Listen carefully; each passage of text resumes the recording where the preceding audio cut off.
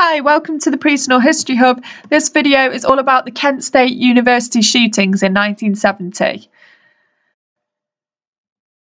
In the autumn of 1969, there were large demonstrations against the war.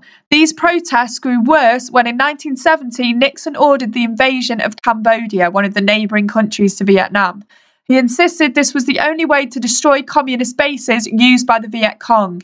College students organised another round of protests. Many were incensed by a speech he made in May 1970. So what were the events leading up to the shootings? The shooting came 4 days after Nixon's announcement of US troops being sent to Cambodia. On Friday the 1st of May 1970, a group of students decided to burn a copy of the US Constitution in protest. About 500 students took part in a protest. Then things began to spiral out of control. That evening, there was fighting between pro and anti-war groups. On the 2nd of May, there were several demonstrations. On the evening of the 2nd of May, the Officer Training Corps building on campus was burnt down. There was now over 1,000 demonstrators. The mayor declared an emergency and 900 members of the National Guard arrived with rifles and tear gas. On the 3rd of May, there were several demonstrations and the National Guards used tear gas.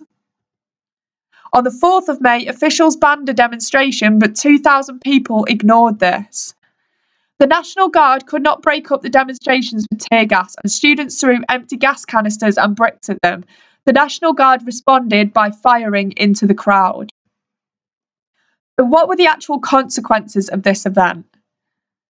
4 people were killed and 11 were injured. The press in the USA and abroad were horrified, and some 400 colleges were closed as 2 million students went on strike in protest against this action. A few days later, 2 students who were protesting against the killings at Kent State University were shot dead by police. The public were horrified by the Kent State shootings, mainly because it involved white middle-class students.